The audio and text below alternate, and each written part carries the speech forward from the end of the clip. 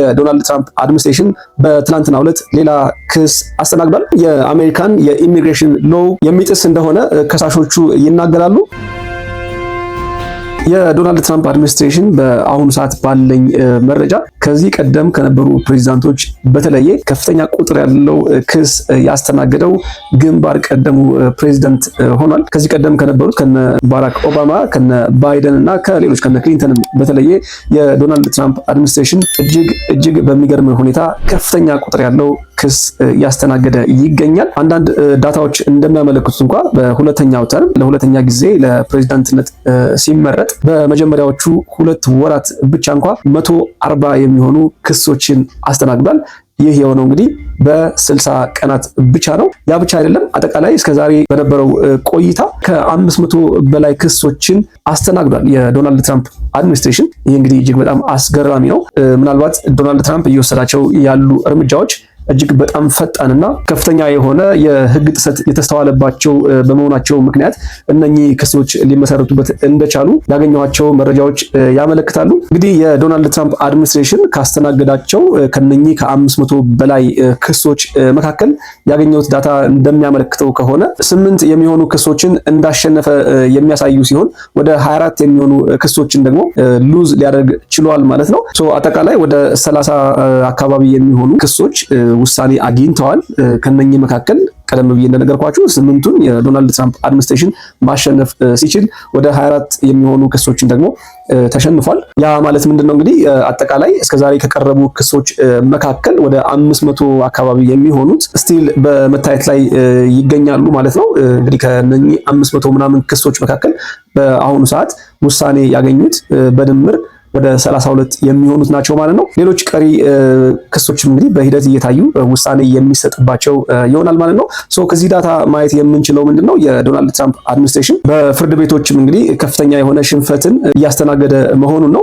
ወደፊትም የሚኖሩት ክሶች በተመሳሳይ የዶናልድ ትራምፕ አድሚኒስትሬሽን ሉዝ ያደርጋል የሚል እንድምታ ያለው ዳታ ነው እዚህ ጋር የተመለከትነው። ይህም የሆነበት ዋና ምክንያት እንግዲህ ዶናልድ ትራምፕ ሕግን የመተላለፍ ችግር እንደሌለበትና ሕገ መንግስቱ ከሚለው ውጪ ውሳኔዎችን በመወሰኑ ምክንያት ነው። የትራምፕ አድሚኒስትሬሽን በተደጋጋሚ ሕገ መንግስቱን ሲጥስ ተስተውሏል። ሕገ መንግስት ደግሞ የሕጎች ሁሉ የበላይ ነው። ስለዚህ ሕገ መንግስቱን የሚጻረሩ ምንም አይነት አዲስ ሕጎች ሊወጡ አይችሉም፣ ሊደረጉም አይችሉም። የዶናልድ ትራምፕ አድሚኒስትሬሽን የሚያወጣቸው አዳዲስ ፖሊሲዎች ግን ፍጹም ከህገ መንግስቱ ተቃራኒ የሆኑና በርካቶቹን ያስቆጡ ናቸው። በዛም ምክንያት እንግዲህ የትራምፕ አድሚኒስትሬሽን ከ500 በላይ ክሶችን ሊያስተናግድ ችሏል ማለት ነው። ታዲያ በቅርቡ እንደሚታወሰው ከቲፒኤስ ጋር በተገናኘ ኢትዮጵያውያን በአሜሪካን ሀገር ይሰጣቸው ያገኙት የነበረውን የህግ ከለላ እንዲቆም ማድረጉ ይታወሳል። እንግዲህ እንደሚታወቀው ከ2022 ጀምሮ ከባይደን አድሚኒስትሬሽን ጊዜ ጀምሮ ኢትዮጵያውያን በአሜሪካን ሀገር የህግ ከለላ ጊዜያዊ የህግ ከለላ ወይም ደግሞ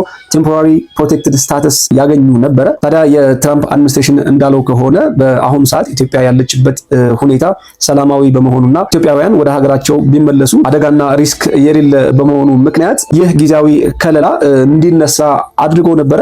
ኢትዮጵያውያንም ደግሞ ከፌብሩዋሪ 13 በኋላ የዚህ አገልግሎት ተጠቃሚ እንዳይሆኑ የትራምፕ አድሚኒስትሬሽን ውሳኔ አስተላልፎ ነበረ። ታዲያ በቅርቡ በሰራሁላችሁ ቪዲዮ የትራምፕ አድሚኒስትሬሽን ክስ ቀርቦበት አስተዳደሩ ያስተላለፈው ውሳኔ ፖዝ እንዲደረግና ጉዳዩ በድጋሚ እንዲታይ ፍርድ ቤት ውሳኔ ማስተላለፉ ይታወሳል። ይህ በእንዲህ እንዳለ እንግዲህ የዶናልድ ትራምፕ አድሚኒስትሬሽን በትናንትናው ዕለት ሌላ ክስ አስተናግዷል። የትራምፕ አድሚኒስትሬሽን ለ75 ሀገራት የሚሰጠውን የኢሚግራንት ቪዛ ማቋረጡ ይታወሳል። Tomorrow, a major visa freeze begins, suspending immigrant visa processing from 75 countries. This move from the Trump administration causing concern for World Cup travelers this summer. The crackdown comes as the administration accuses legal migrants from these select countries of abusing the American welfare system. The leader of the White House task force on the World Cup says the suspension does not apply to short-term tourist visas. So it has no effect on B1, B2 visas, which is what the fans will be coming here on. If anything, actually, it will probably reduce some of the wait times for them. Giuliani says World Cup ticket holders will have their travel visa applications prioritized. This year's World Cup is being hosted jointly by the US, Canada, and Mexico. The US will host 60 of the 80 matches.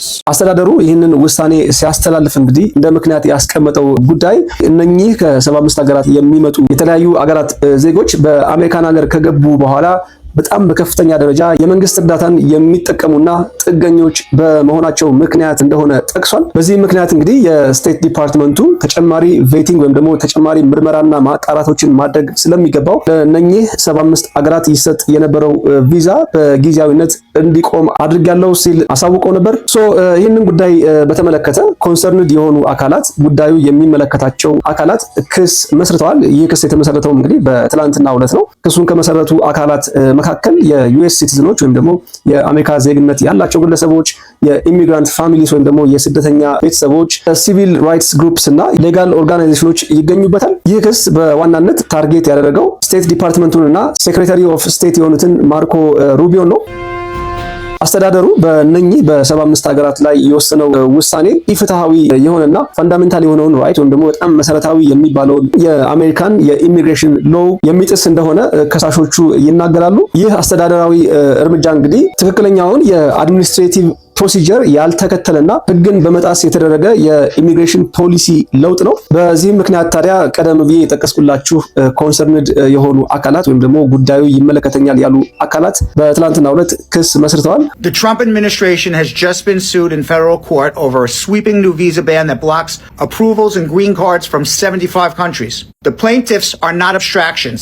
They are real people. First, a U.S. citizen from Long Island separated from his wife and newborn daughter. His wife was denied her immigrant visa, that's her lawful residence, at the interview, and their infant daughter, who has Turner syndrome, is now stuck abroad without access to proper medical care, all because of this ban.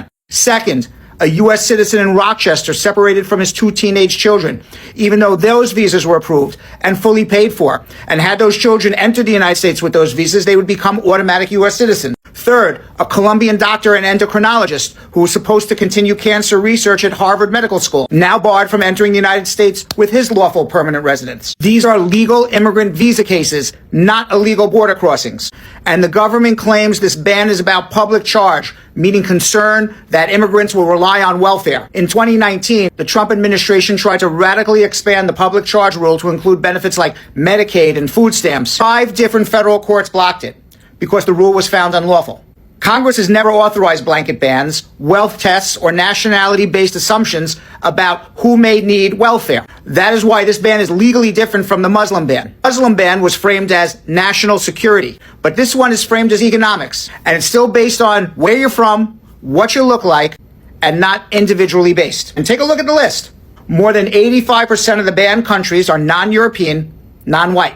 So is this really about welfare, or is this ethnic profiling disguised as policy, disguised to choke off legal immigration from countries that don't fit a preferred image? I hope ይህ ጉዳይ እንግዲህ በቅርቡ እልባት አግኝቶ በእነኚህ በ75 ሀገራት ላይ የተጣለው የቪዛ ባን የኢሚግራንት ቪዛ መቋረጥ የሚነሳ ይሆናል የሚል ግምት አለኝ። መልካሙን ሁሉ ለሁላችሁም እየተመኘው የዛሬው ቪዲዮ ይህንን ይመስላል።